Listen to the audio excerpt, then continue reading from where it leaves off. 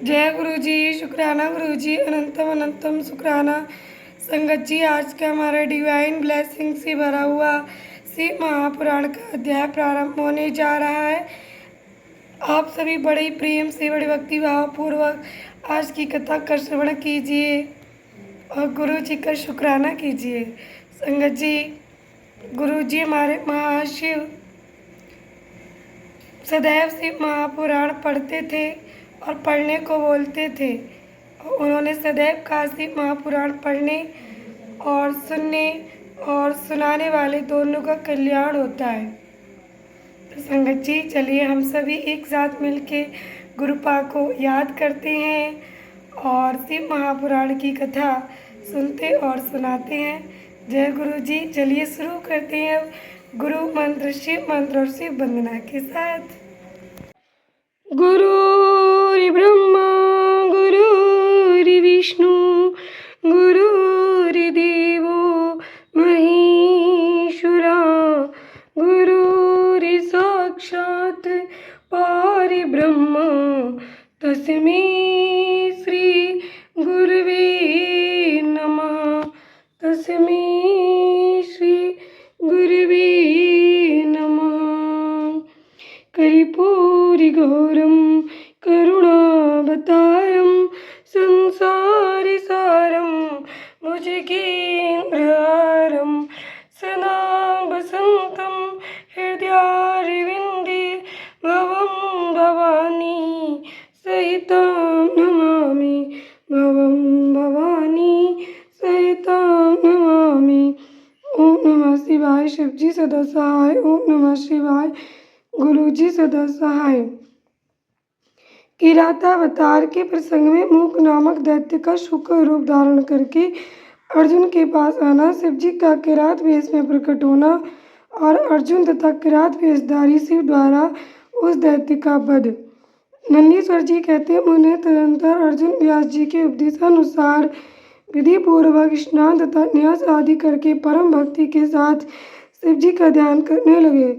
उस समय वे एक श्रेष्ठ मुनि की भांति एक ही पैर के बल पर खड़े हो सूर्य की ओर एकाग्र दृष्टि करके खड़े खड़े मंत्र जप कर रहे थे।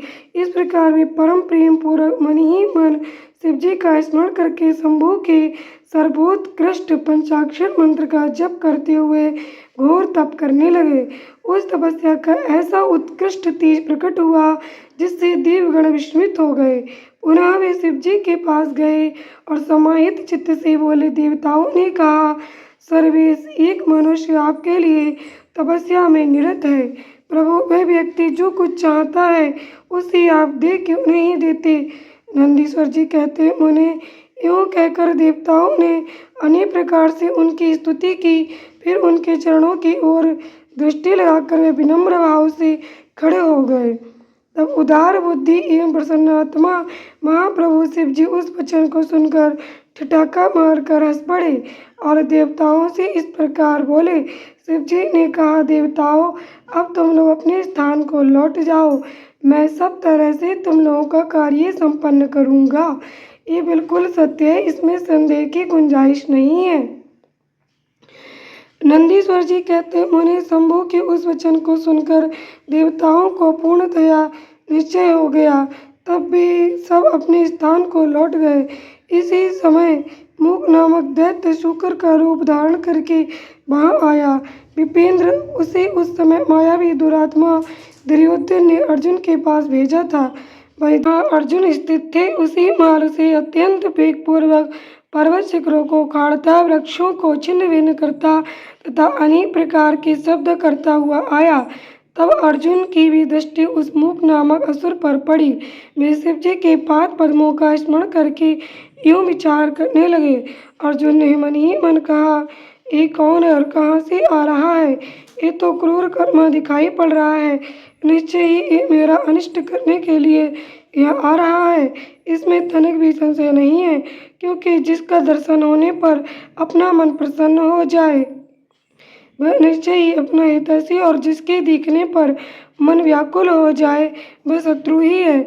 आचार से कुल का, शरीर से भोजन का, वार्तालाप से शास्त्र ज्ञान का और नेत्र से स्नेह का परिचय मिलता है। आकार से, चाल ढाल से, चेष्टा से, बोलने से तथा नेत्र मुख के विकार से मन के भीतर का भाव जाना जाता है। नेत्र 4 प्रकार के कहे गए हैं: उज्ज्वल, सरस, तिरछे और लाल। विद्वानों ने इनका भाव भी पृथक पृथक बतलाया है। नेत्र मित्र का संयोग होने पर उज्ज्वल, पुत्र दर्शन के समय सरस, कामनी के प्राप्त होने पर वक्र और शत्रु के दिख जाने पर लाल हो जाते हैं। इस नियम के अनुसार इसे देखते ही मेरी सारी इंद्रियां कलुषित हो उठी हैं, अतः ये निसंदेह शत्रु ही है और मार डालने योग्य है। इधर मेरे लिए गुरु जी की आज्ञा भी ऐसी है कि राजन, जो तुम्हें कष्ट देने के लिए उद्यत हो उसे तुम बिना किसी प्रकार का विचार किए अवश्य मार डालना, तथा मैंने इसीलिए आयुध भी तो धारण कर रखा है। यूँ विचार कर अर्जुन बाण का संधान करके वहीं डटकर खड़े हो गए।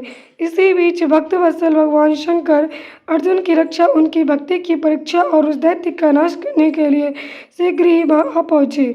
उस समय उनके साथ गणों का युद्ध भी था और वे महान अद्भुत सुसज्जित भील का रूप धारण किए हुए थे। उनकी कांच बंधी हुई थी और उन्होंने वस्त्र खंडों से ईशान बांध रखा था। उनके शरीर पर श्वेत धारियाँ चमक रही थीं। पीठ पर बाणों से भरा हुआ तरकस बंधा था और वे शोभ धनुष बाण धारण किए हुए थे। उनका गढ़ युद्ध भी वैसी ही साज सज्जा से युक्त था। इस प्रकार से भिल्लराज बने हुए थे। सेनाध्यक्ष होकर तरह तरह के शब्द करते हुए आगे बढ़े। इतने में सूअर की गुर्राहट का शब्द 200 दिशाओं में गूंज उठा। उस शब्द से पर्वत आदि सभी जड़ पदार्थ झन्ना उठे।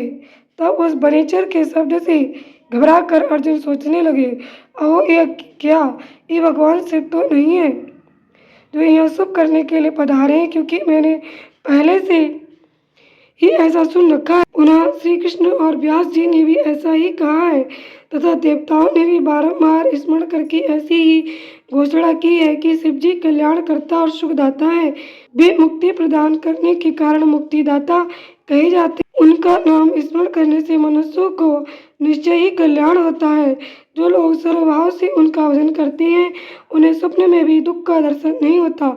यदि कदाचित कुछ दुख आ ही जाता है तो उसे कर्म जनित समझना चाहिए। सो भी बहुत की आशंका होने पर भी थोड़ा होता है, अथवा उसे विशेष रूप से प्रारब्ध का ही दोष मानना चाहिए, अथवा कभी कभी भगवान शंकर अपनी इच्छा से थोड़ा अधिक दुख भुगताकर फिर निसंदेह उसे दूर कर देती हैं। वे विष को अमृत और अमृत को विष बना देती हैं। यूँ जैसी उनकी इच्छा होती है वैसा भी करती हैं। भला उन समर्थ को कौन मना कर सकता है। अन्यान्य प्राचीन भक्तों की भी ऐसी ही धारणा थी। अतः भावी भक्तों को सदा इसी विचार पर अपने मन को स्थिर रखना चाहिए।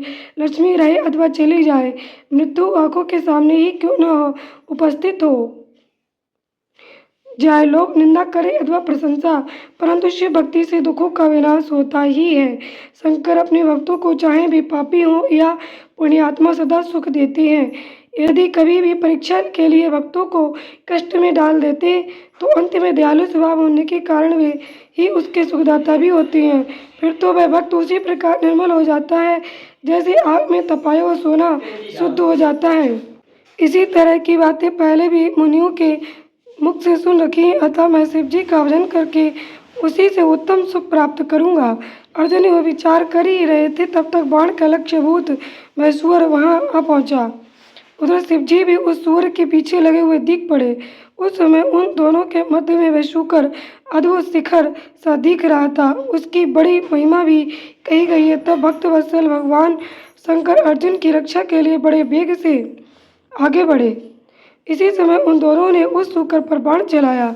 शिव जी के बाण का लक्ष्य उसका पुच्छ भाग था और अर्जुन ने उनके मुख को अपना निशाना बनाया था।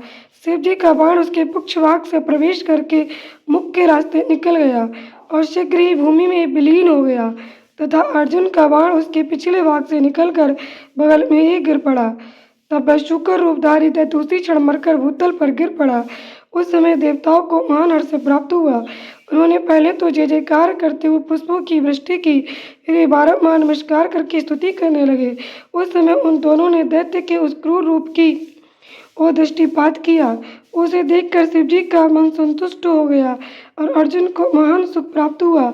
तत्पश्चात अर्जुन मन ही मन विशेष रूप से सुख का अनुभव करते हुए कहने लगे, ओह ये श्रेष्ठ दैत्य परम अद्भुत रूप धारण करके मुझे मारने के लिए ही आया था, परंतु शिव जी ने ही मेरी रक्षा की है।